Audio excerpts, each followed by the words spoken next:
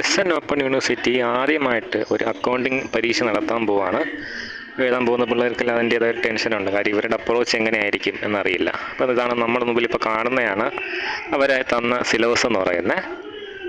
അപ്പോൾ നമുക്ക് നോക്കാം ഓരോ ബ്ലോക്കിൽ അവർ പിന്നെ ഒരു 5 ബ്ലോക്കായിട്ട് തിരിച്ചിട്ടുണ്ട് അല്ലേ. അപ്പോൾ ഒരു സെമസ്റ്ററിൽ 5 ബ്ലോക്ക് എന്തൊക്കെ പഠിക്കാനുണ്ട്, അതിൽ എന്തൊക്കെ ഇമ്പോർട്ടൻ്റ് ആണ് ജസ്റ്റ് ഒന്ന് നോട്ടിച്ച് നോക്കുകയാണ്. ആദ്യം പറയുന്ന ടേം അക്കൗണ്ടിങ് പ്രോസസ്സ് എന്നാണ്. അക്കൗണ്ടിങ്ങിൻ്റെ പ്രോസസ്സ് എന്താണെന്ന് എല്ലാവർക്കും അറിയാമെന്ന് വിശ്വസിക്കുന്നു. അതറിയാതെ ഞാൻ അങ്ങോട്ട് എന്ത് പറഞ്ഞിട്ടും കാര്യമില്ല. അതുകൊണ്ട് ഞാൻ അതൊന്ന് പറഞ്ഞു പോവാണ്. അക്കൗണ്ടിങ് തുടങ്ങുന്നത് റെക്കോർഡിങ്ങിൽ നിന്നാണ്. റെക്കോർഡിങ്ങിൽ നിന്ന് ക്ലാസിഫയിങ്ങിലേക്ക് പോകുന്നു. ക്ലാസിഫയിങ്ങിൽ നിന്ന് സമ്മറൈസിങ്ങിന് പോകുന്നു. അവിടെ നിന്ന് അനലൈസിങ് ആൻഡ് ഇൻ്റർപ്രറ്റിങ്ങിലേക്ക് പോകുന്നു. അവിടെ നിന്ന് കമ്മ്യൂണിക്കേഷനിലേക്ക് പോകുന്നു. ഇത് ഞാൻ പഠിപ്പിക്കുന്നത് എല്ലാ ക്ലാസ്സിലും പറയുന്ന കാര്യമാണ്. ഒന്നും കൂടെ പറയുക. ഇവിടെ റെക്കോർഡിങ് എവിടെയാണ് നടക്കുന്നത്? ജേണൽ എന്ന് പറയുന്ന ബുക്ക് ഓഫ് ഫസ്റ്റ് എൻട്രിയിലാണ് റെക്കോർഡിങ് നടക്കുന്നത്. ക്ലാസിഫിക്കേഷൻ എവിടെയാണ് നടക്കുന്നത്? ലെഡ്ജർ എന്ന് പറയുന്ന ബുക്ക് ഓഫ് സെക്കൻഡ് എൻട്രിയിലാണ് നടക്കുന്നത്. സമ്മറൈസിങ് ചെയ്യുന്നത് എവിടെയാണ്? നമ്മുടെ ഫൈനൽ അക്കൗണ്ടുകൾ അല്ലെങ്കിൽ ഫിനാൻഷ്യൽ സ്റ്റേറ്റ്മെൻറ്റ്സിലാണ്. ഫിനാൻഷ്യൽ സ്റ്റേറ്റ്മെൻറ്റ് മെയിനായിട്ട് 2 ഉണ്ട്. ഏതൊക്കെയാണ്? ട്രേഡിംഗ് പ്രോഫിറ്റ് ആൻഡ് ലോസ് അക്കൗണ്ടും പിന്നെ ബാലൻസ് ഷീറ്റും. ഇനി അനാലിസിസ് ഇൻ്റർപ്രിട്ടേഷൻ നടക്കുന്ന പല രീതികളിലുണ്ട്. റേഷ്യോ അനാലിസിസ് ഉണ്ട്, പിന്നെ കോമൺ സൈസ് ബാലൻസ് ഷീറ്റ്, അതൊക്കെ നിങ്ങൾ അത്ര കാര്യത്തിൽ നോക്കണ്ട, അങ്ങനെ ഒരു സംഭവം ഉണ്ട്. പിന്നെ എന്തുണ്ട്? നമ്മുടെ ക്യാഷ് ഫ്ലോ സ്റ്റേറ്റ്മെൻറ്റും ഫണ്ട് ഫ്ലോ സ്റ്റേറ്റ്മെൻറ്റൊക്കെ ഒരു അനാലിസിസ് പാർട്ടിൽ വരുന്നത്. അതായത് ഇത്രയും വരെയാണ് ഒരു ഫിനാൻഷ്യൽ അക്കൗണ്ടിൻ്റെ ജോലി. പിന്നെ അങ്ങോട്ട് മാനേജ്മെൻറ്റ് അക്കൗണ്ടിങ് പോലുള്ള വലിയ വലിയ ആൾക്കാരുടെ ജോലിയാണ് അനാലിസിസ് ഇൻ്റർപ്രിറ്റിംഗ് എന്ന് പറയുന്നത്. പിന്നെ എന്ത് പറയുന്നുണ്ട്? ഈ പറഞ്ഞ കമ്മ്യൂണിക്കേറ്റിംഗ് എന്നൊരു ഏരിയ വരുന്നുണ്ട്. കമ്മ്യൂണിക്കേറ്റിംഗ് നമ്മൾ എങ്ങനെയാണ് ചെയ്യുന്നത്? ഫിനാൻഷ്യൽ റിപ്പോർട്ടുകളിലൂടെയാണ് കമ്മ്യൂണിക്കേഷൻ നടക്കുന്നത്. അപ്പോൾ ഇത്രയും കാര്യങ്ങൾ ചേരുമ്പോഴാണ് എന്താവുന്നത്? അക്കൗണ്ടിങ് പ്രോസസ്സ് ആവുന്നത്. ഞാൻ നോട്ടീസ് പറഞ്ഞു, നിങ്ങൾ എന്ത് ചെയ്യുക? സ്പീഡ് കുറച്ചൊന്ന് പയ്യെ റിപ്പീറ്റ് ചെയ്ത് കേട്ട് നോക്കുക. പിന്നെ നമുക്കുള്ള ഗ്യാപ്പാണ്. ഗ്യാപ്പ് എന്ന് പറയുന്നത് എന്താണ്? അക്കൗണ്ടിങ്ങിനെ നിയന്ത്രിക്കുന്ന നിയമങ്ങളാണ്. അതിലും വീണ്ടും പറയേണ്ട കാര്യങ്ങളുണ്ട്. ഗ്യാപ്പിനകത്ത് എന്തൊക്കെ വരുന്നുണ്ട്? അക്കൗണ്ടിങ് പ്രിൻസിപ്പിൾസ് വരുന്നുണ്ട്, അക്കൗണ്ടിങ് കോൺസെപ്റ്റുകൾ വരുന്നുണ്ട്, അക്കൗണ്ടിങ് കൺവെൻഷൻസ് വരുന്നുണ്ട് അല്ലേ. പിന്നെ അക്കൗണ്ടിങ് സ്റ്റാൻഡേർഡ്സ് വരുന്നുണ്ട്. അതിൽ അക്കൗണ്ടിങ് പ്രിൻസിപ്പിൾ മെയിൻ ചെയ്തൊക്കെ, അക്കൗണ്ടിങ് കൺവെൻഷൻ മെയിൻ ചെയ്തൊക്കെ നമ്മൾ പലയിടത്ത് പറഞ്ഞിട്ടുള്ള കാര്യമാണ്. ഓക്കെ, വൈക്കമേഴ്സിൻ്റെ ഇപ്പോൾ ഒരു നോട്ടിഫിക്കേഷൻ വന്നു, കാര്യമായിട്ട് നോക്കണ്ട. ഓക്കെ, അക്കൗണ്ടിങ് സ്റ്റാൻഡേർഡ്സിൻ്റെ കാര്യം നമ്മൾ പറഞ്ഞിട്ടുള്ളതാണ്. ഞാനിവിടെ പറയുന്നത് എൻ്റെ സ്റ്റുഡൻസ് ഇത് കേൾക്കുന്നുണ്ടെന്നുള്ള വിശ്വാസത്തിലാണ്. ഓക്കെ, അപ്പോൾ ഇത് എന്താണെന്ന് നോക്കുക. ഉറപ്പായിട്ടും അക്കൗണ്ടിങ് പ്രോസസ്സും ഗ്യാപ്പും നോക്കി വയ്ക്കുക. എങ്ങനെ അക്കൗണ്ടിങ്ങിൻ്റെ ബേസിക്സിന് ഒരു ക്വസ്റ്റ്യൻ പേപ്പർ കേരള യൂണിവേഴ്സിറ്റിയോ അവിടെ കേരളത്തിലെ ഏതെങ്കിലും ഒരു യൂണിവേഴ്സിറ്റി ഇട്ടിട്ടുണ്ടെങ്കിൽ ഈ 2 സാധനങ്ങൾ ചോദിക്കാതെ പോകുന്ന വളരെ വളരെ ചുരുക്കമാണ്. ഓക്കെ, വിരളമായി മാത്രമേ അങ്ങനെ കാണാറില്ലെന്ന് തന്നെ പറയാം. അപ്പം ഈ 2 കാര്യങ്ങൾ നിങ്ങളുടെ ഏറ്റവും ഹയസ്റ്റ് മാർക്ക് എന്താണോ, എസ്.എൻ. യൂണിവേഴ്സിറ്റിക്ക് 10 മാർക്കാണെന്ന് എനിക്ക് വിശ്വസിക്കുന്നു, കേരള യൂണിവേഴ്സിറ്റിക്കാണെങ്കിൽ 15 മാർക്കാണ്. അപ്പോൾ ഹയസ്റ്റ് മാർക്കിന് ഉറപ്പായിട്ടും ചോദിക്കുന്ന 2 സാധനങ്ങളാണ് അക്കൗണ്ടിങ് പ്രോസസ്സും ഗ്യാപ്പും. ഞാനൊന്ന് നോട്ടിച്ച് പറഞ്ഞിട്ടുണ്ടെന്ന് വിശദമായിട്ട് ഗൂഗിളിൽ നിന്നോ എവിടെ നിങ്ങൾ നോട്ട് ചെയ്യുന്നൊക്കെ ഒന്ന് നോക്കുക. പിന്നെ പറയുന്ന അക്കൗണ്ടിങ് ടേംസ് ഒരുപാട് പറയുന്നുണ്ട്. 2 മാർക്കിന് 1 മാർക്കിനൊക്കെ ചോദിക്കാറുണ്ട്. അത് മെനക്കേടാണ് സത്യം പറഞ്ഞാൽ പഠിക്കുക എന്ന് പറഞ്ഞാൽ. ബട്ട് അത് പഠിക്കാതെ അങ്ങോട്ട് പോകാനും പറ്റത്തില്ല. അതുകൊണ്ട് ഒന്ന് നോക്കുക. ഫോർ എക്സാമ്പിൾ, എന്താണ് സെയിൽസ്, പിന്നെ എന്താണ് പ്രോഫിറ്റ്. ഞാൻ ചോദിക്കുന്നു എന്താണ് പ്രോഫിറ്റ്. നമുക്ക് എല്ലാവർക്കും അറിയാം പ്രോഫിറ്റ് എന്താണ്. പക്ഷേ ഒരു 2 മാർക്കിന് എഴുതുക എന്ന് പറഞ്ഞാൽ നമുക്കൊരു ഉത്തരവില്ല. അപ്പോൾ ശരിക്കും എന്താണ് പ്രോഫിറ്റ് എന്ന് ചോദിച്ചാൽ അതിനുള്ള ഉത്തരം ഇതാണ്: നമ്മുടെ income. Okay, the excess of income over എക്സ്പെൻസിനെയാണ് പ്രോഫിറ്റ് എന്ന് പറയുന്നത്. അത് നിങ്ങൾ ഡിഫൈൻ ചെയ്ത് കഴിയുമ്പോൾ അങ്ങനെ വേണം എഴുതാൻ. അതുപോലെ എല്ലാത്തിനും ഡെഫിനിഷനുണ്ട്. പ്ലീസ് ഒന്ന് നോക്കുക. ഓക്കെ, ഒന്ന് ഗൂഗിളിൽ നോക്കുക, നിങ്ങൾക്ക് കിട്ടും, എല്ലാത്തിൻ്റെ ആൻസർ കിട്ടും. ഓക്കെ, ഇനി അടുത്ത പറയുന്ന ഒരു വാക്കാണ് ബുക്ക് കീപ്പിംഗ് എന്ന് പറയുന്നത്. പലരും വിട്ടുപോകുന്ന ഒരു കാര്യമാണ് ബുക്ക് കീപ്പിംഗ് എന്ന് പറയുന്നത്. ബുക്ക് കീപ്പിംഗ് അക്കൗണ്ടിങ് ഒന്നല്ല. സെറ്റ് പഠിച്ചിട്ടുള്ളവർക്ക്, മാത്സിൽ സെറ്റ് പഠിച്ചിട്ടുള്ളവർക്ക് അറിയാം, ബുക്ക് കീപ്പിംഗ് എന്ന് പറഞ്ഞത് ഒരു സബ്സെറ്റാണ്, അല്ലെങ്കിൽ അക്കൗണ്ടിങ്ങിൻ്റെ അകത്ത് വരുന്നൊരു സാധനമാണ് ബുക്ക് കീപ്പിംഗ് എന്ന് പറയുന്നത്. അത്രയ്ക്കും കോംപ്ലിക്കേറ്റഡ് ആക്കുന്നില്ല. വീണ്ടും അക്കൗണ്ടിങ്ങിൻ്റെ പ്രോസസ്സുകൾ എന്തായിരുന്നു? റെക്കോർഡ് ചെയ്യുക, ക്ലാസിഫൈ ചെയ്യുക, സമ്മറൈസ് ചെയ്യുക, അനലൈസ് ചെയ്യുക, ഇൻ്റർപ്രിറ്റ് ചെയ്യുക, കമ്മ്യൂണിക്കേറ്റ്. അക്കൗണ്ടിങ്ങിൻ്റെ ഡെഫിനിഷനാണ് ഇവിടെ പറഞ്ഞു പോകുന്നത്. Art of recording, classifying, summarising, analysing, interpreting and communicating the result thereof to the interested parties. അതിൽ ഈ പറഞ്ഞ റെക്കോർഡിംഗ് ആൻഡ് ക്ലാസിഫൈയിങ് എന്ന് പറയുന്ന ഏരിയ, അവിടെയല്ലേ നമ്മൾ 2 ബുക്കുകളുടെ കാര്യം പറഞ്ഞ, book of primary entry, book of secondary എൻട്രിയും. ആ 2 സാധനങ്ങളാണ് ബുക്ക് കീപ്പിംഗ് എന്ന് പറയുന്നത്, മറക്കരുത്. പിന്നെ concept of double entry system എന്ന് പറഞ്ഞാൽ എന്താ? അതുകൊണ്ടാണ് നമ്മൾ എപ്പോഴും ജേണൽ എൻട്രി എഴുതുമ്പോൾ എല്ലാത്തിനും എന്ത് വരുന്നത്? ഡെബിറ്റും ക്രെഡിറ്റും വരുന്നത്. ഓക്കെ, ഡെബിറ്റ് അതായത് എന്ത് ഫിനാൻഷ്യൽ ട്രാൻസാക്ഷൻ നടന്നാലും അതിന് ഒരു ഡെബിറ്റും ഒരു ക്രെഡിറ്റ് ആസ്പെക്റ്റും കാണുമെന്ന് പറയുന്നതാണ് ഡബിൾ എൻട്രി സിസ്റ്റം എന്ന് പറയുന്നത്. അതുകൊണ്ടാണ് നമുക്ക് എന്ത് ആവുന്നത്? നമ്മുടെ ട്രയൽ ബാലൻസും എന്താണെന്ന് ഓർമ്മ കൊണ്ട് വിശ്വസിക്കുന്നത് അവിടെ നമ്മൾ പറയാം. ട്രയൽ ബാലൻസും ബാലൻസ് ഷീറ്റും വെരിഫയബിൾ ആവുന്നത്, അരിത്മെറ്റിക്കലി കറക്റ്റ് ആണെന്ന് വെരിഫൈ ചെയ്യാൻ പറ്റുന്നത് എന്തുകൊണ്ടാണ്? ഈ പറഞ്ഞ ഡബിൾ എൻട്രി സിസ്റ്റം ഫോളോ ചെയ്ത് പോകുന്നത് കൊണ്ടാണ്. ശ്രദ്ധിക്കുക. ഇനി അടുത്ത പറയുന്നു ടൈപ്സ് ഓഫ് അക്കൗണ്ട്സ്. എത്ര ടൈപ്പ് ഓഫ് അക്കൗണ്ട് ഉണ്ട്? നോമിനൽ അക്കൗണ്ട് ഉണ്ട്, പേഴ്സണൽ അക്കൗണ്ട് ഉണ്ട്, റിയൽ അക്കൗണ്ട് ഉണ്ട്. അപ്പോൾ എന്താണ് ഓരോന്നിൻ്റെയും പ്രത്യേകത? ഞാൻ എൻ്റെ സ്റ്റുഡൻസിന് കൃത്യം നോട്ട് കൊടുത്തിട്ടുണ്ട്. എന്തായാലും പറയുന്നു, നോമിനൽ അക്കൗണ്ട് എന്ന് പറയുന്ന പ്രോഫിറ്റ് ആൻഡ് ലോസുമായിട്ട് ബന്ധപ്പെട്ട് വരുന്നതാണ്. പേഴ്സണൽ അക്കൗണ്ട് പേഴ്സൺസിനായിട്ട് ബന്ധപ്പെട്ട് വരുന്നതാണ്. റിയൽ അക്കൗണ്ട് എന്ന് പറയുന്നതിൻ്റെ അകത്ത് എന്തൊക്കെ വരാം? അസറ്റ് ആൻഡ് ലയബിലിറ്റി പോലത്തെ കാര്യങ്ങൾ വരുന്നതാണ്. ബട്ട് ഇത് മാത്രമല്ല, ഒരുപാട് സ്പെഷ്യാലിറ്റി, ഒരുപാട് ഡിഫറൻസുകളുണ്ട്. ഒന്ന് ഗൂഗിൾ സെർച്ച് ചെയ്ത് നോക്കുക. ഇത് ഒരു 4 മാർക്കിനും 5 മാർക്കിനൊക്കെ ചോദിക്കാൻ പറ്റുന്ന ഒരു ചോദ്യമാണ്. ഞാൻ ഇവിടെ ഇങ്ങനെ പറഞ്ഞു പോകുന്നതിൻ്റെ കാര്യം തിയറിക്ക് ഇമ്പോർട്ടൻസ് കൂടുതലാണ്. ഓക്കെ, അപ്പോൾ നമ്മൾ ടൈപ്സ് ഓഫ് അക്കൗണ്ട്സ് നോക്കി. ഇനി പറയുന്നത് എന്താണ്? Journal, preparation of A journal എങ്ങനെയാണ്? ജേണലിൻ്റെ പ്രിപ്പറേഷൻ എങ്ങനെയാണെന്ന് നമ്മൾ പറഞ്ഞിട്ടുണ്ട്, ക്ലാസ്സിൽ പറഞ്ഞിട്ടുള്ള കാര്യമാണ്. അല്ല, നിങ്ങൾ അത് ഉറപ്പായിട്ടും പഠിച്ചിട്ടുണ്ടാവും അല്ലേ? ജേണലിൻ്റെ ആ ഒരു മോഡൽ എന്താണ്? മിനിമം അത് അറിഞ്ഞിരിക്കണം. അറിഞ്ഞുകൂടാത്തവർ ഞാൻ എടുത്തു പറയുന്നു, എല്ലാം വരച്ചിടാനൊന്ന് പഠിക്കുക. ഏറ്റവും മിനിമം വരച്ചിടാനെങ്കിലും അറിഞ്ഞിരിക്കണം. എവിടെ ഡെബിറ്റ് എഴുതണം, എവിടെ ക്രെഡിറ്റ് എഴുതണം, പിന്നെ ബാലൻസ് ഷീറ്റിൻ്റെ മുകളിൽ വരുന്നത് എന്തൊക്കെയാണ് ഹെഡിങ്സ് വരുന്നത്, അങ്ങനത്തെ കാര്യങ്ങളൊക്കെ ഒന്ന് ഉറപ്പായിട്ട് നോക്കി വെച്ചേക്കുക. അപ്പോൾ ജേണൽ അങ്ങനെയാണ്, പ്രിപ്പറേഷൻ്റെ ജേണൽ എങ്ങനെയാണെന്ന് അറിയാം. സബ്സിഡറി ബുക്സ് എന്ന് പറയുന്നത് എന്തൊക്കെയാണ്? ഡേ ബുക്കുകളാണ് ചോദിക്കുന്നത്. നമ്മൾ എന്ത് ഡേ ബുക്ക് വരാം? പർച്ചേസ് ഡേ ബുക്ക് വരാം, സെയിൽസ് ഡേ ബുക്ക് വരാം, പർച്ചേസ് റിട്ടേൺ വരാം, സെയിൽസ് റിട്ടേൺ വരാം, പിന്നെ എന്ത് വരാം? പ്രോപ്പർ ജേണൽ വരാം, പിന്നെ ക്യാഷ് ബുക്ക് വരാം. അങ്ങനെ മൊത്തത്തിൽ 7 ഡേ ബുക്കുകളുണ്ട്. അത് ഏതൊക്കെയാണെന്ന് നോക്കാം. പിന്നെ ലെഡ്ജറിൻ്റെ പ്രിപ്പറേഷൻ എങ്ങനെയാണ്? എന്താണ് ലെഡ്ജറിൻ്റെ പ്രിപ്പറേഷൻ എന്താണ്? ഇവിടെ പ്രിപ്പറേഷൻ ഓഫ് ലെഡ്ജർ എന്ന് പറഞ്ഞേക്കുക, അല്ലാതെ അതിൻ്റെ പ്രോബ്ലം ഒന്നല്ല പറഞ്ഞേക്കുന്നത്. അതുകൊണ്ട് എങ്ങനെയാണ് ലെഡ്ജർ എഴുതുന്നത് എന്ന് ചോദിച്ചാൽ സ്റ്റെപ്പായിട്ട് എഴുതാനൊന്നും അറിഞ്ഞു വെച്ചേക്കുക. അവർ പക്ഷേ അങ്ങനെ ആയിരിക്കാം ചോദിക്കുന്നത്. ഓക്കെ, ഞാനത് പറയാം. തിയറിക്ക് കൂടുതൽ ഇമ്പോർട്ടൻസ് കൊടുക്കുന്നു എന്നാണ് എനിക്ക് തോന്നുന്നത്. നമുക്ക് എന്തായാലും ക്വസ്റ്റ്യൻ പേപ്പർ അടുത്തൊരു വീഡിയോയിൽ നോക്കാം, പേടിക്കേണ്ട. പിന്നെ പറയുന്ന ട്രയൽ ബാലൻസ് എന്താണ്? അതിൻ്റെ പ്രിപ്പറേഷൻ എന്താണ്? വീണ്ടും പറയുന്നു, ട്രയൽ ബാലൻസ് എന്ന് പറയുന്നത് എന്തല്ല, ലീഗലി ഇമ്പോർട്ടൻ്റ് ആയിട്ടുള്ള സാധനമല്ല. ബട്ട് നമ്മൾ ട്രയൽ ബാലൻസ് വരെ ചെയ്ത കാര്യങ്ങൾ, അതായത് നമ്മുടെ ജേണലിൽ ആദ്യം എഴുതി, പിന്നെ അവിടെ നിന്ന് ലെഡ്ജറിലേക്ക് പോയി, ഈ ലെഡ്ജർ ബാലൻസുകൾ വരെ നമ്മൾ എഴുതിയിരിക്കുന്ന കാര്യങ്ങൾ ശരിയാണോ എന്ന് നമ്മൾ ഫൈനൽ ബാലൻസ് ഷീറ്റ് ഉണ്ടാക്കുന്ന മുമ്പ്, അല്ലെങ്കിൽ പ്രോഫിറ്റ് ആൻഡ് ലോസ് അക്കൗണ്ട് ഒക്കെ ചെയ്യുന്ന മുമ്പ്, ഫൈനൽ സ്റ്റേറ്റ്മെൻറ്റിലേക്ക് പോകുന്ന മുമ്പ് ഇതുവരെ ചെയ്ത കാര്യങ്ങൾ ശരിയാണെന്ന് നോക്കാൻ വേണ്ടിയിട്ടാണ് നമ്മൾ എന്തുണ്ടാക്കുന്നത്? Trial balance. അപ്പോൾ trial balance is prepared to ensure the arithmetical accuracy of what the accounting process we did till now. ഇത്രയും എന്താണ്? ഒരു വളരെ ബേസിക് ആയിട്ടുള്ള സാധനങ്ങളാണ്. അവിടെ നിന്നാണ് ഫൈനൽ അക്കൗണ്ടിലേക്ക് പോകുന്നത്. നമ്മൾ പറഞ്ഞു ഇത്രയും ഒരു തരം ബുക്ക് കീപ്പിംഗ് പോലത്തെ കാര്യങ്ങളാണ് മുകളിൽ പറഞ്ഞത്. ഇനി അങ്ങോട്ടാണ് കുറച്ച് ലോജിക്കിൻ്റെയും ഒക്കെ ആവശ്യം വരുന്ന കാര്യം. ഇവിടെയും സിമ്പിൾ പ്രോബ്ലം എടുത്ത് പറയുന്നുണ്ട്, കണ്ടോ? ഫൈനൽ അക്കൗണ്ടിന് സിമ്പിൾ പ്രോബ്ലമേ ചോദിക്കുന്നുള്ളൂ. അപ്പോൾ ഏറ്റവും മിനിമം അറിഞ്ഞിരിക്കേണ്ടത് എന്താണ്? അഡ്ജസ്റ്റ്മെൻറ്റുകളും കാര്യങ്ങളൊന്നും വലുതായിട്ട് ചോദിക്കുമെന്ന് എനിക്ക് തോന്നുന്നില്ല. കാര്യം അങ്ങനത്തെ ഒരു അപ്രോച്ചാണ്. അഡ്ജസ്റ്റ്മെൻറ്റ് ഇതുവരെ പഠിച്ചിട്ടില്ലാത്തവർ അതിനെക്കുറിച്ച് ഈ നിമിഷം വെറീഡ് ആകരുത്, പ്ലീസ്, ദയവേത് വെറീഡ് ആകരുത്. ഏറ്റവും ബേസിക് ആയിട്ടുള്ള സാധനം അറിയാമോ? ഏറ്റവും ബേസിക്കായിട്ട് എങ്ങനെയാണ് ഒരു പ്രോഫിറ്റ് ആൻഡ് ലോസ് അക്കൗണ്ട് വരയ്ക്കുന്നത് അറിയാമോ? ഏറ്റവും ബേസിക്കായിട്ട് ബാലൻസ് ഷീറ്റ് എങ്ങനെയാണ് വരയ്ക്കുന്നത് അറിയാമോ?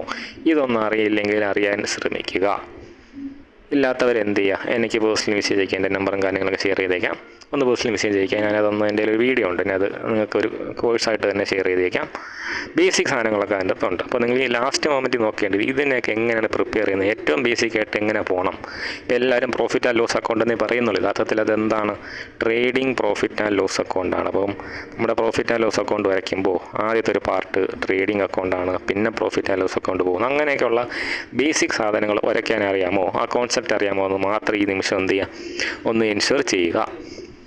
പിന്നെ പറയുന്ന ബാലൻസ് ഷീറ്റിൻ്റെ കാര്യമാണ്. ബാലൻസ് ഷീറ്റിൽ ഒരു ഓർഡർ ഉണ്ട് എഴുതുന്നതിന്. മിക്കവാറും അത് നോക്കുന്നത് മാത്രമായിരിക്കും. അവസാനം ടാലി ആവുന്നുണ്ടോ നോക്കും. ആ ഓർഡറിൽ എഴുതുന്നതിനെ മാർഷലിംഗ് എന്ന് പറയും. അപ്പോൾ മാർഷലിംഗ് ബാലൻസ് ഷീറ്റ് എന്ന് വെച്ചാൽ എന്താ? നമ്മുടെ ബാലൻസ് ഷീറ്റ് എഴുതേണ്ട ഓർഡറിൽ എഴുതുന്നതിനാണ്. അപ്പോൾ നമുക്ക് എന്തുണ്ട് ബാലൻസ് ഷീറ്റിൽ ലയബിലിറ്റി ഉണ്ട്, അസറ്റ്സും ഉണ്ട്. എങ്ങനെ എന്ത് ഓർഡറിൽ വേണം ഇത് എഴുതാൻ? ലയബിലിറ്റീസ് എഴുതുമ്പോൾ ആദ്യം കൊടുത്ത് തീർക്കേണ്ട ലയബിലിറ്റി ആദ്യം എഴുതുക, ഏറ്റവും അവസാനം കൊടുത്ത് തീർക്കേണ്ട ലയബിലിറ്റി ഏറ്റവും അവസാനം, നടുക്കിൽ ആ ഒരു ഓർഡറിൽ എഴുതി പോവാം. അപ്പോൾ ഏറ്റവും അവസാനത്തെ ലയബിലിറ്റി എപ്പോഴും എന്തായിരിക്കും? ക്യാപിറ്റലായിരിക്കും. കമ്പനി അടച്ചു പൂട്ടുമ്പോൾ മാത്രമേ ബിസിനസ് എന്ത് ചെയ്യുന്നു, കമ്പനിയല്ല ബിസിനസ് അടച്ചു പൂട്ടുമ്പോൾ മാത്രമേ ബിസിനസ് ക്യാപിറ്റൽ ആർക്ക് തിരിച്ചു കൊടുക്കൂ, ഓണറിന് തിരിച്ചു കൊടുക്കൂ. അതുകൊണ്ട് ഏറ്റവും ലാസ്റ്റ് എഴുതുന്ന ലയബിലിറ്റിയാണ് ക്യാപിറ്റൽ. അസറ്റ് എഴുതുമ്പോൾ എങ്ങനെ എഴുതണം? ഏറ്റവും വേഗം ക്യാഷായിട്ട് കൺവേർട്ട് ചെയ്യാൻ പറ്റുന്ന അസറ്റ് ആദ്യം, അത് കഴിഞ്ഞാൽ എളുപ്പം ഏതാണ് അത് അടുത്തത്, അങ്ങനെ. അപ്പോൾ എപ്പോഴും ക്യാഷ് ഇൻ ഹാൻഡ് അല്ലെങ്കിൽ ക്യാഷ് അറ്റ് ബാങ്ക് കൊണ്ട് തുടങ്ങും. അങ്ങനെ വലിയ വലിയ അസറ്റുകൾ താഴോട്ട് വരും. ഏറ്റവും താഴെ ആയിരിക്കും ഏറ്റവും വലിയ അസറ്റ്. ഇപ്പം ബിൽഡിങ്ങോ അല്ലെങ്കിൽ ലാൻഡൊക്കെ ഏറ്റവും അവസാനമായിരിക്കും വരുന്നത്. അതാണ് എന്തെന്ന് പറയുന്നത്, ലയബിലിറ്റി അസറ്റ് എഴുതാനുള്ള ഓർഡർ എന്ന് പറയുന്നത് ബാലൻസ് ഷീറ്റിൻ്റെ അകത്ത്. നമ്മളൊരു ഡബിൾ എൻട്രി സിസ്റ്റം ഫോളോ ചെയ്യുന്നുണ്ട്. ഓർക്കുക, നമ്മൾ പ്രോഫിറ്റ് ആൻഡ് ലോസ് അക്കൗണ്ടിൽ ഒരു അഡ്ജസ്റ്റ്മെൻറ്റ് വരുത്തി അത് എവിടെയും വരും, ബാലൻസ് ഷീറ്റിൽ അല്ലെങ്കിൽ മറ്റൊരിടത്ത് റിഫ്ലക്റ്റ് ചെയ്യണമെന്നാണ് പറയുന്നത്. ഞാനിവിടെ ജസ്റ്റ് ഒന്ന് പറഞ്ഞതേ ഉള്ളൂ. അഡ്ജസ്റ്റ്മെൻറ്റുകൾ ഞാൻ തൊടുന്നില്ല, കോംപ്ലിക്കേഷൻ ഉണ്ടാവും. ഈ അവസാനം വെച്ച് ഒരു തരം കൺഫ്യൂഷനായി മാറും. എന്തെങ്കിലും അഡ്ജസ്റ്റ്മെൻറ്റ് ഡൗട്ട് ഉണ്ടെങ്കിൽ എനിക്ക് പേഴ്സണലി മെസ്സേജ് ഇടാൻ മറക്കരുത്. ഓക്കെ. പിന്നെ ഉള്ളത് എന്താണ്, മൂന്നാമത്തെ നാലാമത്തെ അഞ്ചാമത്തെ ചാപ്റ്ററൊക്കെ കാണുമ്പോൾ സത്യം പറഞ്ഞ സങ്കടമുണ്ട്. കാര്യം അക്കൗണ്ടിങ്ങിനെ കുറിച്ച് ഒരു ക്ലിയർ ആയിട്ടൊരു ധാരണ കൊടുക്കാതെ, കാര്യം അക്കൗണ്ടിങ്ങിൻ്റെ അകത്ത് ഒരുപാട് വശങ്ങളുണ്ട്, അതിനെക്കുറിച്ചൊന്നും ക്ലിയർ ആയിട്ടൊരു ധാരണ ഈ 2 ചാപ്റ്ററിനെ കൊണ്ട് തരാൻ പറ്റത്തില്ല. അത് തരാതെ ഫണ്ട് ഫ്ലോ സ്റ്റേറ്റ്മെൻറ്റ് എന്താണ്, ക്യാഷ് ഫ്ലോ സ്റ്റേറ്റ്മെൻറ്റ് എന്താണെന്നൊക്കെ പറയാൻ പോകുന്നത് ശരിയാണോ എന്ന് എനിക്ക് ഒരു അധ്യാപകൻ എന്ന നിലയിൽ സംശയമുണ്ട്. ബട്ട് സ്റ്റിൽ യൂണിവേഴ്സിറ്റിയുടെ സിലബസിൽ നമുക്ക് പഠിച്ചല്ലേ പറ്റൂ. അതുകൊണ്ട് ഞാൻ പറയാം, എന്താണ് ഫണ്ട് ഫ്ലോ സ്റ്റേറ്റ്മെൻറ്റ്, എന്താണ് ക്യാഷ് ഫ്ലോ സ്റ്റേറ്റ്മെൻറ്റ്, മീനിങ് എന്താണ്, പ്രിപ്പറേഷൻ്റെ ഒരു സിമ്പിൾ പ്രോബ്ലം എന്നാണ് പറയുന്നത്. സിമ്പിളായിരുന്നാൽ പ്രോബ്ലം ഉണ്ട്. അപ്പോൾ അതാണ് ഞാൻ പറഞ്ഞത്. അവിടെ നമുക്കൊരു ചോദ്യമുണ്ട്. ഞാൻ നേരത്തെ പറഞ്ഞ പോലെ ഒരു സാധാരണ അക്കൗണ്ടൻറ്റ് ചെയ്യുന്ന ജോലിയല്ല ഈ ഫണ്ട് ഫ്ലോ സ്റ്റേറ്റ്മെൻറ്റിൻ്റെ ക്യാഷ് ഫ്ലോ സ്റ്റേറ്റ്മെൻറ്റ് പ്രിപ്പറേഷൻ എന്ന് പറയുന്നത്. അതിനൊരു സ്റ്റെപ്പും കാര്യങ്ങളും ഉണ്ട്, അല്ലെങ്കിൽ ഒരു അനലിറ്റിക്കൽ പാർട്ടുണ്ട്. അപ്പോൾ അതിലേക്കൊക്കെ എത്തണമെങ്കിൽ ആ ബേസിക് ഒന്ന് അറിയണം. അപ്പോൾ നിങ്ങൾ അത് അറിഞ്ഞിട്ട് അത് ഇവിടെ വന്ന് ടെൻസ്ഡ് ആയിട്ട് കാര്യമില്ല. ഞാൻ പറഞ്ഞു വന്നത് അതാണ്. ഫണ്ട് ഫ്ലോ സ്റ്റേറ്റ്മെൻറ്റും ക്യാഷ് ഫ്ലോ സ്റ്റേറ്റ്മെൻറ്റൊക്കെ കാണുമ്പോൾ നിങ്ങൾക്ക് ഒരുതരം ടെൻഷൻ വന്നേക്കാം. അതിൻ്റെ ആവശ്യമില്ല. എങ്ങനെ ഫണ്ട് ഫ്ലോ സ്റ്റേറ്റ്മെൻറ്റ് ഉണ്ടാക്കണം, എങ്ങനെ ക്യാഷ് ഫ്ലോ സ്റ്റേറ്റ്മെൻറ്റ് ഉണ്ടാക്കണം എന്നുള്ള സ്റ്റെപ്പ് മാത്രം നോക്കി വയ്ക്കുക. ഞാൻ അങ്ങനെ പറയത്തുള്ളൂ. അല്ലാതെ അക്കൗണ്ടിങ്ങിൻ്റെ ബേസിക്സ് അറിയാത്ത പിള്ളേരുടെ അടുത്ത് പോയി ഫണ്ട് ഫ്ലോയും ക്യാഷ് ഫ്ലോയും പഠിക്കുക എന്ന് പറയുന്നത് ന്യായമല്ല. അതുകൊണ്ട് എന്ത് ചെയ്യുക, പ്രിപ്പറേഷന് പോലും നിങ്ങൾ നോക്കണ്ടെന്നേ ഞാൻ പറയൂ. നിങ്ങൾ എന്ത് ചെയ്യുക, ഇത് രണ്ടും എന്താണെന്ന് മനസ്സിലാക്കുക. അതിന് വലിയ പാടൊന്നുമല്ല, പേരിൻ്റെ അകത്ത് തന്നെ ഉണ്ട്. ഫണ്ട് ഫ്ലോ സ്റ്റേറ്റ്മെൻറ്റ് എന്ന് വെച്ചാൽ ഫണ്ടിൻ്റെ മാറ്റം കാണിക്കുന്നത്, ക്യാഷ് ഫ്ലോ സ്റ്റേറ്റ്മെൻറ്റ് എന്ന് വെച്ചാൽ ക്യാഷിൻ്റെ മാറ്റം കാണിക്കുന്നത്. എവിടെ കാണിക്കുന്നത്? 2 ബാലൻസ് ഷീറ്റ് എടുത്ത് നോക്കിയാൽ, ഒരു കമ്പനിയുടെ അല്ലെങ്കിൽ ഒരു ബിസിനസ്സിൻ്റെ 2 വർഷങ്ങളിലെ ബാലൻസ് ഷീറ്റ് എടുത്ത് നോക്കിയാൽ ഇതിൻ്റെ അകത്ത് ഫണ്ടിനുണ്ടായ ചേഞ്ച് എന്തൊക്കെ, ക്യാഷ് പൊസിഷനുണ്ടായ ചേഞ്ച് എന്തൊക്കെ, ആ ചേഞ്ച് ഉണ്ടാവാനുള്ള കാരണങ്ങൾ എന്തൊക്കെ, ഇത് കാണിക്കുന്ന ഒരു സ്റ്റേറ്റ്മെൻറ്റാണ് എന്തെന്ന് പറയുന്നത് ഫണ്ട് ഫ്ലോ സ്റ്റേറ്റ്മെൻറ്റും ക്യാഷ് ഫ്ലോ സ്റ്റേറ്റ്മെൻറ്റ് എന്ന് പറയുന്നത്. ഇതിൻ്റെ അകത്ത് ക്യാഷ് ഫ്ലോ സ്റ്റേറ്റ്മെൻറ്റ് എല്ലാവരും പ്രിപ്പയർ ചെയ്യണമെന്നില്ല, ഫണ്ട് ഫ്ലോ സ്റ്റേറ്റ്മെൻറ്റ് എല്ലാവരും പ്രിപ്പയർ ചെയ്യണമെന്നില്ല. അതത്ര അതാണ് പറഞ്ഞത്, ഒരു ഹയർ ലെവലിൽ നിൽക്കുന്ന കാര്യമാണ്. ഒരു അനലിറ്റിക്കൽ അല്ലെങ്കിൽ ഒരു തീരുമാനം എടുക്കാൻ സപ്പോർട്ട് ചെയ്യുന്ന സാധനങ്ങളാണ്. അപ്പോൾ അതിന് ബേസിക് ആയിട്ടുള്ള കാര്യങ്ങളൊന്നും എന്ത് ചെയ്യുക, ഗൂഗിളിൽ നോക്കി അറിയുക. ഇൻവെസ്റ്റോപീഡിയ എന്ന് പറയുന്ന ഒരു വെബ്സൈറ്റ് ഉണ്ട്. അവരുടെ വെബ്സൈറ്റൊക്കെ നോക്കിക്കഴിഞ്ഞാൽ അത്യാവശ്യം സിമ്പിളായിട്ട് കാര്യങ്ങൾ എഴുതിയേക്കുക. അതൊക്കെ ഒന്ന് വായിച്ച് നോക്കുക. പിന്നെ ഉള്ളത് റേഷ്യോ അനാലിസിസ് ആണ്. പക്ഷേ ഇത് നിങ്ങൾ പഠിക്കണം. ഇത് എന്താണ്, ബികോം പഠിച്ചിട്ടുണ്ടോ, കൊമേഴ്സ് പഠിച്ചിട്ടുണ്ടോ, അങ്ങനെ ഒന്നും ചിന്തിക്കേണ്ട കാര്യമല്ല. ഏതൊരു സാധാരണക്കാരന് സത്യം പറഞ്ഞാൽ ഒന്ന് ചിന്തിക്കേണ്ട അല്ലെങ്കിൽ ഒന്ന് അറിഞ്ഞിരിക്കേണ്ട കാര്യങ്ങളാണ്. ഈ ഫ്രാക്ഷൻ പോലത്തുള്ള കാര്യങ്ങളാണ് ഇവിടെ ഇമ്പോർട്ടൻ്റ് ആയിട്ട് വരുന്നത്. ഇവിടെ അക്കൗണ്ടിങ് റേഷ്യോ എന്ത് തന്നെയാണ്, നേരത്തെ പറഞ്ഞ പോലെ തീരുമാനങ്ങൾ എടുക്കാൻ സഹായിക്കുന്നവയാണ്, അനാലിസിസുകൾ തന്നെയാണ്. ബട്ട് നമുക്ക് പഠിക്കാൻ പറ്റുന്ന എളുപ്പമുള്ള കുറച്ച് കാര്യങ്ങൾ അതിൻ്റെ അകത്തുണ്ട്. പക്ഷേ എന്താണ് അക്കൗണ്ടിങ് റേഷ്യോ എന്ന് ചോദിച്ചാൽ, അതായത് നമ്മൾ അക്കൗണ്ടിങ്ങിനകത്ത് നിന്ന് കിട്ടുന്ന ഇൻഫർമേഷൻസ് ഉണ്ട്. ഫോർ എക്സാമ്പിൾ, നമുക്ക് എത്ര സെയിൽ നടന്നു എന്നറിയാൻ പറ്റും, എത്ര ഗ്രോസ് പ്രോഫിറ്റ് ഉണ്ടെന്ന് അറിയാൻ പറ്റും. ഓക്കെ, നമ്മൾ അക്കൗണ്ടിങ് സ്റ്റേറ്റ്മെൻറ്റ് അകത്ത് നിന്ന് കിട്ടുന്ന 2 കാര്യങ്ങളാണ് ഈ പറഞ്ഞ ഗ്രോസ് പ്രോഫിറ്റും സെയിൽസും എന്ന് പറയുന്നത്. അപ്പോൾ ഇത് സെപ്പറേറ്റ് ആയിട്ട് 2 സ്ഥലത്ത് കിടക്കുന്ന കാര്യമാണ്. അക്കൗണ്ടിങ്ങിൻ്റെ ഒരു അല്ലെങ്കിൽ ട്രേഡിംഗ് പ്രോഫിറ്റ് ആൻഡ് ലോസ് അക്കൗണ്ടിൻ്റെ ഒരു ബേസിക് സ്ട്രക്ചർ മനസ്സിലുള്ളവർക്ക് മനസ്സിലാവും. ഗ്രോസ് പ്രോഫിറ്റ് ഒരു സ്ഥലത്ത് കിടക്കുന്നു, സെയിൽസ് വേറെ സ്ഥലത്ത് കിടക്കുന്നു. നമുക്കറിയണം എത്ര രൂപയുടെ കച്ചവടം നടക്കുമ്പോഴാണ് ഈ പ്രോഫിറ്റ് കിട്ടുന്നത്, അല്ലെങ്കിൽ നമ്മൾ നടത്തിയ കച്ചവടത്തിൻ്റെ എത്ര ഭാഗം നമുക്ക് ലാഭമായിട്ട് കിട്ടുന്നുണ്ട്. ഇതറിയാൻ വേണ്ടിയിട്ട് നമുക്ക് എന്ത് ചെയ്യാം, gross profit divided by sales into 100 എന്ന് ചെയ്യാം. ഇതാണ് എന്തെന്ന് പറയുന്നത്, ഈ പറഞ്ഞ ഗ്രോസ് പ്രോഫിറ്റ് റേഷ്യോ. ഒരു റേഷ്യോ ഞാൻ പറഞ്ഞതേ ഉള്ളൂ.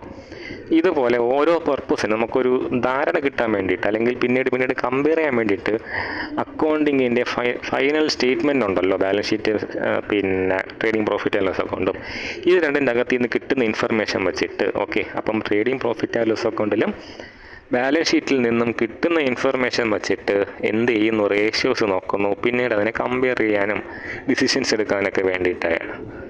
അതിനാണ് എന്തെന്ന് വിളിക്കുന്നത്, അക്കൗണ്ടിങ് റേഷ്യോസ് വിളിക്കുന്നത്. ഓരോ റേഷ്യോയ്ക്കും ഓരോ പർപ്പസ് ഉണ്ട്. നോക്കുക, ലിക്വിഡിറ്റി റേഷ്യോ പേര് പറയുന്ന പോലെ തന്നെ എന്തുമാത്രം ലിക്വിഡിറ്റി ഉണ്ട്, അല്ലെങ്കിൽ കടങ്ങൾ, ചെറിയ ചെറിയ കടങ്ങൾ അല്ലെങ്കിൽ പെട്ടെന്ന് തീർക്കേണ്ട കടങ്ങൾ തീർക്കാൻ എന്തുമാത്രം കഴിവ് പേർക്കുണ്ട്. അതിൻ്റെ ഒന്നാണ് ഈ പറഞ്ഞ current ratio, current asset by current liability. പിന്നെ ആസിഡ് ടെസ്റ്റ് റേഷ്യോ, അത് അതിൻ്റെ ഒരു ഇൻറ്റേർണൽ പാർട്ടാണ്, കുറച്ചും കൂടെ പിന്നെ കൺസൈസ് ആയിട്ട് നോക്കുന്ന സാധനമാണ്. അതിലേക്കൊന്നും പോയില്ലെങ്കിലും മിനിമം ഒരെണ്ണമെങ്കിലും അറിഞ്ഞേക്കുക. അപ്പോൾ ലിക്വിഡിറ്റി റേഷ്യോയിൽ ഒരെണ്ണമെങ്കിലും അറിഞ്ഞേക്കുക കറണ്ട് റേഷ്യോ. പിന്നെ പ്രോഫിറ്റബിലിറ്റി റേഷ്യോയുടെ ഒരെണ്ണം gross profit ratio, net profit ratio വലിയ പാടില്ല. സെയിൽസ് തന്നെയാണ് എല്ലാത്തിലും ഡിനോമിനേറ്റർ വരുന്നത്. പിന്നെ ടേൺ ഓവർ റേഷ്യോ. എന്താണ് ടേൺ ഓവർ എന്ന് പറയുന്നത്? നമ്മളെ കയ്യിൽ വരുന്ന സ്റ്റോക്ക്, ആ സ്റ്റോക്ക് എന്തുമാത്രം സെയിലായി പോകുന്നു, അല്ലെങ്കിൽ എന്തുമാത്രം അടുത്തൊരു പാർട്ടിലേക്ക് കൺവേർട്ട് ആകുന്നു എന്നുള്ളതാണ്. ഡെപ്റ്റർ ടേൺ ഓവർ റേഷ്യോ എന്ന് വെച്ചാൽ എന്താ, നമുക്ക് ഒരു സെയിൽ നടത്തി ഡെപ്റ്റായി, ഇത് തിരിച്ച് എങ്ങനെ ക്യാഷ് ആയിട്ട് വരാൻ എത്ര സമയം എടുക്കുന്നു, അല്ലെങ്കിൽ നമ്മൾ ഒരു വർഷം എത്ര ഡെപ്റ്റേഴ്സ് ഉണ്ടാകുമ്പോൾ അതിൽ എത്ര പേര് പൈസ തിരിച്ചു തരുന്നു, തുടങ്ങിയുള്ള കാര്യങ്ങളൊക്കെയാണ് അവിടെ നോക്കുന്നത്. സോൾവൻസി റേഷ്യോ, അത് നമുക്കറിയാം എന്താണ് സോൾവൻസി എന്ന് പറയുന്നത്. സോൾവെൻ്റ് ആയിരിക്കുക എന്ന് പറഞ്ഞാൽ നമുക്ക് ഉള്ള കടങ്ങളെല്ലാം അസറ്റ് കൊണ്ട് വീട്ടാൻ പറ്റുക. ഓക്കെ, അതുകൊണ്ടാണ് ഡെപ്റ്റ് ഇക്വിറ്റി റേഷ്യോ നമ്മളവിടെ നോക്കുന്നത്. അപ്പോൾ ഡെപ്റ്റ് ഇക്വിറ്റി റേഷ്യോ പോലുള്ളതാണ് സോൾവൻസി റേഷ്യോ എന്ന് പറയുന്നത്. അവിടെ എന്താണ്, the ability of an individual അല്ലെങ്കിൽ ഒരു business to meet its liability with its asset. അപ്പോൾ ഡെപ്റ്റും ഇക്വിറ്റി തമ്മിലുള്ള റേഷ്യോ നോക്കുമ്പോൾ എന്ത് മനസ്സിലാവും? 1 രൂപയുടെ കടത്തിന് 1 രൂപ കടം അയാൾക്കുണ്ടെങ്കിൽ അത് വീട്ടാൻ എന്തുമാത്രം രൂപയുടെ അസറ്റ് അല്ലെങ്കിൽ ഇക്വിറ്റി ഫണ്ട് അയാളുടെ കയ്യിലുണ്ട് എന്നറിയാൻ പറ്റും. മനസ്സിലായില്ലേ? അതുപോലുള്ള കാര്യങ്ങളാണ്. അപ്പോൾ ഇതേപോലെ എന്തൊക്കെ മനസ്സിലാക്കാൻ വേണ്ടിയിട്ടാണ് നമ്മൾ എന്ത് ചെയ്യുന്നത്, അക്കൗണ്ടിങ് റേഷ്യോസ് എഴുതുന്നത്. ഒരുപാടുണ്ട്, കാണാതെ പഠിക്കാനുണ്ട് റേഷ്യോസ്. പക്ഷേ കോൺസെപ്റ്റ് മനസ്സിലാക്കി പോയാൽ രസമുള്ളൊരു പരിപാടിയാണ്. ഈ അവസാന നിമിഷം എന്തൊക്കെ പഠിക്കാൻ പറ്റുമെന്ന് എനിക്കറിയില്ല. അതുകൊണ്ടാണ് ഞാൻ പറഞ്ഞത്, ഇതുവരെ ഒന്നും പഠിച്ചിട്ടില്ലാത്തവരാണെങ്കിൽ എന്ത് ചെയ്യുക, എല്ലാത്തിൻ്റെയും ഓരോ റേഷ്യോ ഇതൊന്ന് നോക്കി വയ്ക്കുക, ഒന്ന് ഫോർമുല നോക്കി വയ്ക്കുക, എളുപ്പമാണ്. പിന്നെ ഉള്ളത് ഇൻട്രൊഡക്ഷൻ ടു കോസ്റ്റ് അക്കൗണ്ടിങ്. ഞാൻ വീണ്ടും പറയുന്നു, ഞാൻ ഫാസ്റ്റിൽ പറഞ്ഞു പോകുന്നത് എന്താണ്, നിങ്ങൾ സ്ലോ ചെയ്ത് റിപ്പീറ്റ് ചെയ്ത് കാണുമെന്നുള്ള വിശ്വാസത്തിൻ്റെ പുറത്താണ്. അല്ലാതെ അവസാന നിമിഷം ഓരോന്നായിട്ട് പറഞ്ഞിട്ടും കാര്യമില്ല. We don't have time. ഇനിയാണ് ലാസ്റ്റ് മൊഡ്യൂൾ പറയുന്നത്, ഇൻട്രൊഡക്ഷൻ ടു കോസ്റ്റ് അക്കൗണ്ടിങ്. എന്താണ് കോസ്റ്റ്, കോസ്റ്റിൻ്റെ ക്ലാസിഫിക്കേഷൻ എന്താണ് അറിഞ്ഞേക്കുക. ക്ലാസിഫിക്കേഷൻ ഓഫ് കോസ്റ്റ് എന്തായിരുന്നു? ഡയറക്റ്റ് ആൻഡ് ഇൻഡയറക്റ്റ് അവർ തന്നെ പറയുന്നുണ്ട്. അല്ലെങ്കിൽ variable cost and fixed cost. Okay, ഇപ്പോൾ 2 ടൈപ്പായിട്ട് ക്ലാസിഫൈ ചെയ്യാം. ഇതിൽ ഈ ഡയറക്റ്റ് ആൻഡ് ഇൻഡയറക്റ്റ് എന്ന് പറയുന്ന വാക്കുകൾ നിങ്ങൾ ഉറപ്പായിട്ട് അറിഞ്ഞിരിക്കണം, പലയിടത്തും യൂസ് ഉള്ളതാണ്. അപ്പോൾ എന്താണ് ഡയറക്റ്റ് ആൻഡ് ഇൻഡയറക്റ്റ് കോസ്റ്റ് എന്ന് പറയുന്നത്? വേറൊന്നുമല്ല, ഡയറക്റ്റ് എന്ന് പറയുന്നത് നമ്മുടെ മെയിൻ പ്രൊഡക്ഷൻ എന്താണ്, അല്ലെങ്കിൽ മെയിൻ പർപ്പസ് എന്താണോ അതിന് ഡയറക്റ്റായിട്ട് ബാധിക്കുന്ന എക്സ്പെൻസുകളെയാണ് ഡയറക്റ്റ് എക്സ്പെൻസ് അല്ലെങ്കിൽ ഡയറക്റ്റ് കോസ്റ്റ് എന്ന് പറയുന്നത്. ഇൻഡയറക്റ്റ് എന്ന് പറയുന്നത് നമുക്ക് എന്തല്ല, ഡയറക്റ്റായിട്ട് നമ്മുടെ മെയിൻ വർക്കിനെ ബാധിക്കുന്നതല്ല, നമുക്ക് കൃത്യം ഒരു സാധനത്തിലേക്ക് അലോക്കേറ്റ് ചെയ്യാൻ പറ്റത്തില്ല. ഫോർ എക്സാമ്പിൾ, എനിക്കിപ്പോൾ സോപ്പ് ഉണ്ടാക്കുന്ന കമ്പനിയാണെങ്കിൽ സോപ്പ് ഉണ്ടാക്കാൻ എനിക്ക് എന്ത് വേണം, എണ്ണ വേണം. അപ്പോൾ എണ്ണയ്ക്ക് വേണ്ടി ഞാൻ ചിലവാക്കിയ കോസ്റ്റ് എനിക്ക് എന്ത് ചെയ്യാം, ഒരു സോപ്പിന് ഞാൻ ഇത്ര രൂപയുടെ എണ്ണ ചിലവാക്കി എന്ന് നമുക്ക് പറയാൻ പറ്റും. അതേസമയം ഈ സോപ്പ് ഉണ്ടാക്കുന്ന കമ്പനിയുടെ മാനേജറിന് ഞാൻ ശമ്പളം കൊടുക്കുന്നു. അപ്പോൾ ഒരു സോപ്പ് ഉണ്ടാക്കാൻ ഞാൻ മാനേജറിന് എത്ര ശമ്പളം കൊടുത്തു എന്ന് ചോദിച്ചാൽ ഉത്തരം പറയാൻ പറ്റുമോ? ഡയറക്റ്റ് ആയിട്ടല്ല അതിനെ ബാധിക്കുന്നത്, അത് ഇൻഡയറക്റ്റ് ആയിട്ട് ബാധിക്കുന്ന കാര്യമാണ്. അതാണ് ഇൻഡയറക്റ്റ് കോസ്റ്റ് എന്ന് പറയുന്നത്. അടുത്തൊരു ക്ലാസിഫിക്കേഷനാണ്, നോക്കുക, ഇത് 4 ഒരുമിച്ച് എഴുതി വയ്ക്കുന്നത്. രണ്ട് ടൈപ്പ് ക്ലാസിഫിക്കേഷനാണ്. അടുത്ത ടൈപ്പ് ക്ലാസിഫിക്കേഷനാണ് variable cost and fixed cost. വളരെ വളരെ ഇമ്പോർട്ടൻ്റ് ആണ് കോസ്റ്റ് അക്കൗണ്ടിങ്ങിൻ്റെ കാഴ്ചപ്പാടിൽ നോക്കുമ്പോൾ. കാര്യം മാർജിനൽ കോസ്റ്റിംഗ് പോലുള്ള കോൺസെപ്റ്റുകൾ വരുന്നത് തന്നെ ഇവിടെ നിന്നിട്ടാണ്. അപ്പോൾ എന്താണ് വേരിയബിൾ കോസ്റ്റ്? പേര് പറയുന്ന പോലെ തന്നെ മാറിക്കൊണ്ടിരിക്കും. എപ്പോൾ മാറിക്കൊണ്ടിരിക്കും ശ്രദ്ധിക്കുക. വേരിയബിൾ കോസ്റ്റ് പെർ യൂണിറ്റ് എപ്പോഴും ഫിക്സഡ് ആയിരിക്കും. ഓക്കെ, നിങ്ങൾ ഒരു സാധനത്തെ, ഇപ്പോൾ നിങ്ങളൊരു 100 യൂണിറ്റ് എന്തോ സാധനം, ഇപ്പോൾ സോപ്പ് തന്നെ വിചാരിക്കും, 100 യൂണിറ്റ് സോപ്പ് പ്രൊഡ്യൂസ് ചെയ്യുന്ന ഒരു കമ്പനിയാണ് നടത്തുന്നതെങ്കിൽ 1 യൂണിറ്റിൻ്റെ, ഒരു സോപ്പിൻ്റെ എന്താണ് വേരിയബിൾ കോസ്റ്റ് എപ്പോഴും എന്തായിരിക്കും, ഫിക്സഡ് ആയിരിക്കും. അതായത് എപ്പോഴും ഒരു സോപ്പിന് വേണ്ടി ചിലവാകുന്ന ഒരേ തുകയായിരിക്കാം. പക്ഷേ യൂണിറ്റ് മാറുന്നതനുസരിച്ച് ശ്രദ്ധിക്കുക, ടോട്ടൽ യൂണിറ്റ് മാറുന്നതനുസരിച്ച് ചേഞ്ച് ആയിക്കൊണ്ടിരിക്കുന്നതാണ് വേരിയബിൾ കോസ്റ്റ് എന്ന് പറയുന്നത്. എന്നാൽ ഫിക്സഡ് കോസ്റ്റ് അങ്ങനെയല്ല, ടോട്ടൽ യൂണിറ്റ് എപ്പോഴും എന്തായിരിക്കും, സെയിം ആയിരിക്കും. പെർ യൂണിറ്റ് ഫിക്സഡ് കോസ്റ്റ് മാറിക്കൊണ്ടിരിക്കും. ആ ഒരു വ്യത്യാസം മനസ്സിലാക്കണം. വേരിയബിൾ കോസ്റ്റ് പെർ യൂണിറ്റ് എന്തായിരിക്കും, എപ്പോഴും കോൺസ്റ്റൻ്റ് ആയിരിക്കും. ടോട്ടൽ യൂണിറ്റ് മാറുന്നതനുസരിച്ച് ചേഞ്ച് ചെയ്തുകൊണ്ടിരിക്കും. ഫിക്സഡ് കോസ്റ്റ് അങ്ങനെയല്ല, യൂണിറ്റ് എത്ര മാറിയാലും, നമ്മൾ എത്ര യൂണിറ്റ് പ്രൊഡ്യൂസ് ചെയ്താലും ഫിക്സഡ് കോസ്റ്റ് എന്ത് ചെയ്യത്തില്ല, മാറത്തില്ല. പക്ഷേ പെർ യൂണിറ്റ് ചിലവാകുന്ന ഫിക്സഡ് കോസ്റ്റ് മാറിക്കൊണ്ടേയിരിക്കും. ഒന്ന് ചിന്തിച്ച് നോക്കിക്കേ, നിങ്ങളൊരു വീട് വാടകയ്ക്ക് എടുത്തിട്ട് അവിടെ നിന്ന് എന്തോ ഒരു സോപ്പിൻ്റെ പ്രൊഡക്ഷൻ തന്നെ ചെയ്യാൻ വിചാരിച്ചോ. നിങ്ങൾ 100 സോപ്പ് വിറ്റാലും ശരി, 1000 സോപ്പ് വിറ്റാലും ശരി, നിങ്ങൾ ആ വാടക കരാറിൽ എന്ത് വാടക പറഞ്ഞേക്കുന്നോ അതേ വാടക തന്നെയല്ലേ കൊടുക്കേണ്ടേ. അതൊരു ഫിക്സഡ് കോസ്റ്റാണ്, മനസ്സിലായില്ലേ. അത് നമ്മുടെ പ്രൊഡക്ഷൻ അനുസരിച്ച്, നമ്മൾ പ്രൊഡ്യൂസ് ചെയ്യുന്ന യൂണിറ്റ് അനുസരിച്ച് ഫിക്സഡ് കോസ്റ്റ് മാറത്തില്ല. ഈ 2 കാര്യങ്ങൾ ഇമ്പോർട്ടൻ്റ് ആയതുകൊണ്ടാണ് ഞാൻ ഇങ്ങനെ എടുത്ത് പറയുന്നത്. അതുകൊണ്ട് ശ്രദ്ധിക്കുക. അതിനെ ഡിഫറൻഷ്യേറ്റ് ചെയ്ത് എഴുതാനൊക്കെ 4 മാർക്കിനൊക്കെ ചോദിക്കാം. യൂണിവേഴ്സിറ്റി ക്വസ്റ്റിന് പേപ്പർ കഴിവ് പോലെ ഇരിക്കും, വേണമെങ്കിൽ ഒരു 10 മാർക്കിനും ചോദിക്കും. ഇനി അടുത്ത പറയുന്നത് എന്താണ് കോസ്റ്റ് അക്കൗണ്ടിങ്. നല്ല രസമുള്ളൊരു ക്വസ്റ്റ്യൻ. എന്താണ് കോസ്റ്റ് അക്കൗണ്ടിങ്? ഇത് മൂന്നും തമ്മിൽ വ്യത്യാസം എന്താണ്? കോസ്റ്റ് അക്കൗണ്ടിങ് പറയുന്ന പോലെ, പേര് പറയുന്ന പോലെ തന്നെ കോസ്റ്റിൻ്റെ അക്കൗണ്ടിങ്, നമ്മൾ റെക്കോർഡ് ചെയ്യുന്നതും ക്ലാസിഫൈ ചെയ്യുന്നതും ഫൈനലൈസ് ആയിട്ട് കണ്ടുപിടിക്കുന്നതൊക്കെ എന്താണ്? കോസ്റ്റാണ് എന്തിനു നിശ്ചയിക്കുന്നത്? ഒരു സാധനത്തിൻ്റെ പ്രൈസിനെയും ആ പ്രൈസിലൂടെ കമ്പനിക്ക് അല്ലെങ്കിൽ ബിസിനസ്സിന് കിട്ടുന്ന പ്രോഫിറ്റിനെ നിശ്ചയിക്കുന്നത്.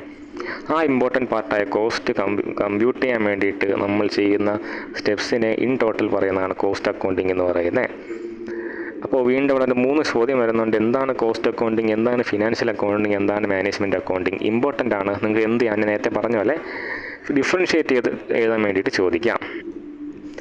ഡിഫറൻഷ്യേറ്റ് ചെയ്ത് എഴുതുമ്പോൾ എങ്ങനെ വരണം നോക്കുക. അപ്പം എന്താണ് അറിയാം, അക്കൗണ്ടിങ് എന്ന് പറയുന്നതിൻ്റെ 3 ബ്രാഞ്ചുകളാണ് cost accounting, financial accounting, management accounting. Cost അക്കൗണ്ടിങ്ങിൻ്റെ പർപ്പസ് എന്താണ്? ഈ പറഞ്ഞ പോലെ എന്താണ്? കോസ്റ്റ് കണ്ടുപിടിക്കുക, കോസ്റ്റ് കമ്പ്യൂട്ട് ചെയ്യുക, പ്രോപ്പറായിട്ട് നമ്മുടെ പ്രോഫിറ്റ് മാക്സിമൈസ് ചെയ്യുന്ന വിധത്തിൽ, കോസ്റ്റ് ഒപ്റ്റിമൈസ് ചെയ്യുന്ന വിധത്തിൽ കോസ്റ്റ് കമ്പ്യൂട്ട് ചെയ്യുക.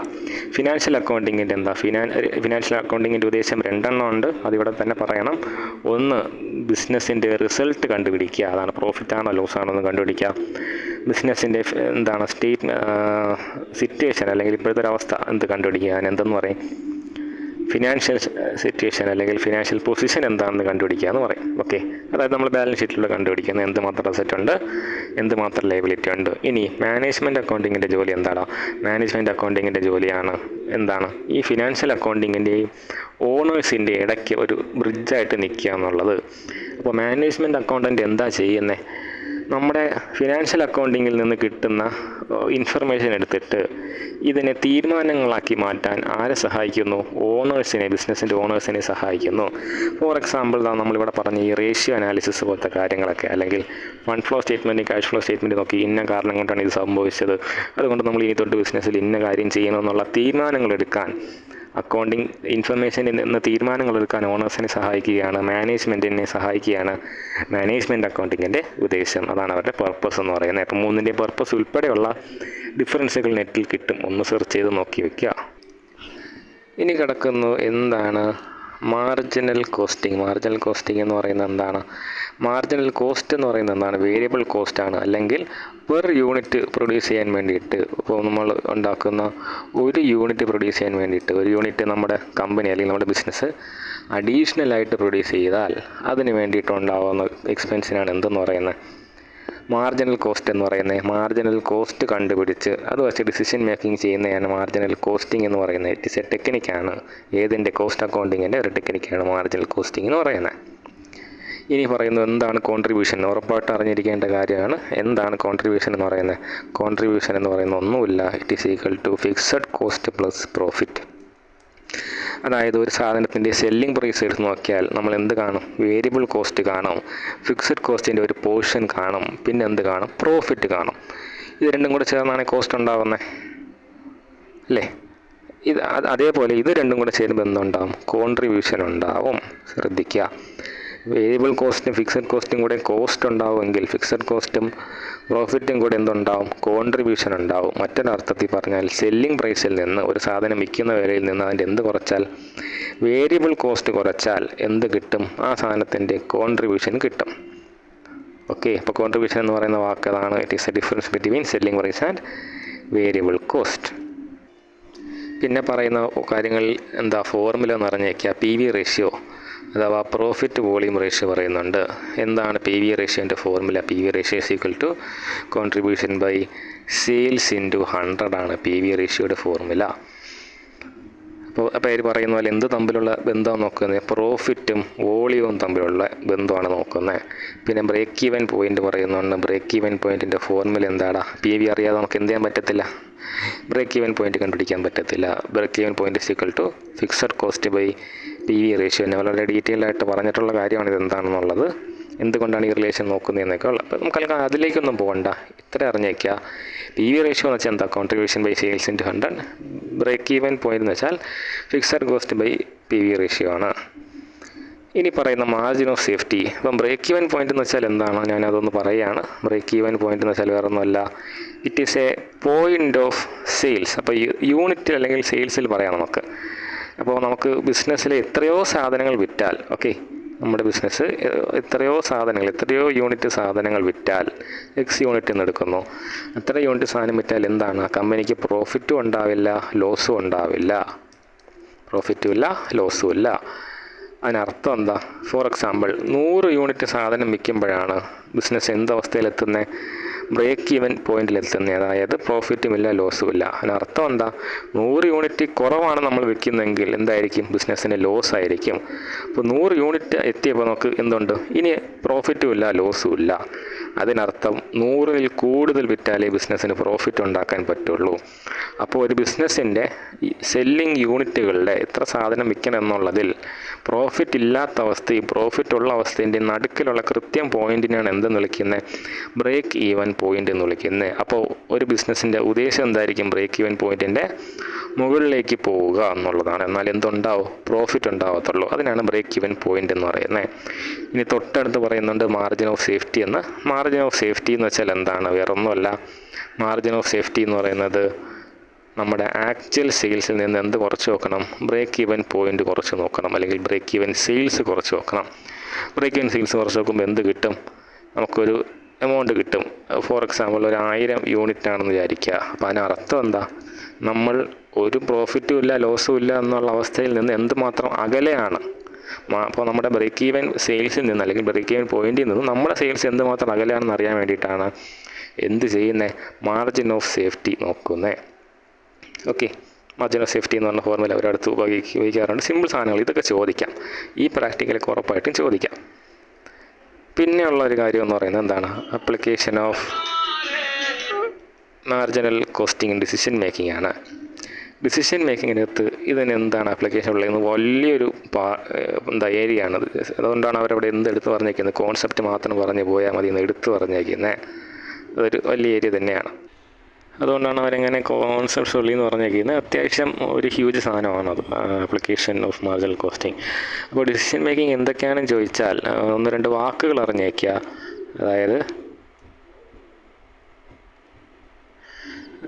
ഒരുവൻ്റെ ഡിസിഷൻ മേക്കിംഗ് എന്താണെന്ന് ചോദിച്ചാൽ 1-2 വാക്കുകൾ അറിഞ്ഞേക്കേണ്ടത് എന്താണെന്ന് പറഞ്ഞാൽ buy or sell decision. Okay, അപ്പോൾ ബൈ ഓർ സെൽ ഡിസിഷൻ എടുക്കുന്നു, ഇല്ലെങ്കിൽ മേക്ക് ഓർ ബൈ ഡിസിഷൻ എടുക്കുന്നു. പിന്നെ എന്താണ്? ലീസ് ചെയ്യണോ വാങ്ങണോ എന്നുള്ള ഡിസിഷൻ. അങ്ങനെ പല ഒരു ഫാക്ടറിയായിട്ട് ബന്ധപ്പെട്ട പല ഡിസിഷനും എന്തിനെ ബേസ് ചെയ്താണ് എടുക്കുന്നത്? മാർജിനൽ കോസ്റ്റ് എന്ത് മാത്രമുണ്ട്. വെറുതെ കോസ്റ്റ് മാത്രം നോക്കിയിട്ടല്ല, ഒരുപാട് കാര്യങ്ങളുണ്ട്. അതുകൊണ്ടാണ് അവർ കോൺസെപ്റ്റ് ഉള്ളിൽ എടുത്ത് പറഞ്ഞേക്കുന്നത്. ജസ്റ്റ് അറിഞ്ഞേക്കുക എന്തൊക്കെയാണ് ഡിസിഷൻ എന്ന്. എന്ത് ചെയ്യുക? ഒന്ന് ജസ്റ്റ് ഗൂഗിളിൽ നോക്കുക, ബേസിക് സാധനങ്ങൾ കുറേ കിട്ടും. അപ്പോൾ ഇത്രയാണ് എന്ത് പറയുന്നത്, ഈ ഒരു 5 മൊഡ്യൂളിലത്ത് പറയുന്ന മേജർ കാര്യങ്ങൾ. ഞാൻ ഒന്ന് ഓട്ടിച്ച് വീണ്ടും പറയുന്നു.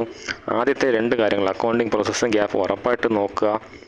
പിന്നെ പ്രിപ്പറേഷൻ്റെ സ്റ്റെപ്പുകൾ നോക്കുക. ഓക്കെ, എന്ത് സാധനമായിരുന്നാലും, എന്ത് അക്കൗണ്ട്, എന്ത് സ്റ്റേറ്റ്മെൻറ്റ് ആയിക്കോട്ടെ, എങ്ങനെ ഉണ്ടാക്കുന്ന സ്റ്റെപ്പ് നോക്കുക. എല്ലാത്തിൻ്റെയും ഫോർമാറ്റ്, ബേസിക് ഫോർമാറ്റ് എങ്ങനെയാണെന്നുള്ളത് നോക്കുക. ഫണ്ട് ഫ്ലോ, ക്യാഷ് ഫ്ലോ വലിയ കാര്യമായിട്ട് എടുക്കേണ്ട. അക്കൗണ്ടിങ് റേഷ്യോ എല്ലാത്തിൻ്റെ ഓരോന്നെങ്കിലും നോക്കുക. പിന്നെ അവസാനത്തെ ഡിഫറൻസുകൾ ഉറപ്പായിട്ടും നോക്കുക. ഡിഫറൻസ് പറയുന്നത് എന്താ? ഈ പറഞ്ഞ പോലെ ഫിനാൻഷ്യൽ അക്കൗണ്ടിങ്ങും മാനേജ്മെൻറ്റ് അക്കൗണ്ടിങ്, കോസ്റ്റ് അക്കൗണ്ടിങ് തമ്മിൽ ഡിഫറൻസ്, ഡയറക്റ്റ് ഇൻഡയറക്റ്റ് തമ്മിൽ ഡിഫറൻസ്, വേരിയബിളും ഫിക്സഡ് തമ്മിൽ ഡിഫറൻസ് നോക്കാം. നമുക്കിനി എന്ത് ചെയ്യാം? അടുത്തൊരു വീഡിയോയിൽ ക്വസ്റ്റ്യൻ പേപ്പർ എങ്ങനെയായിരിക്കും വരുന്നത് നോക്കാം. നമ്മുടെ SN ഓപ്പൺ യൂണിവേഴ്സിറ്റിയുടെ accounting for managers question paper എങ്ങനെയായിരിക്കും? ആദ്യമായിട്ട് നടത്തുന്നതാണ്, എന്നാൽ നമുക്ക് എന്ത് ചെയ്യാം? ഒരു ഊഹം നോക്കാം.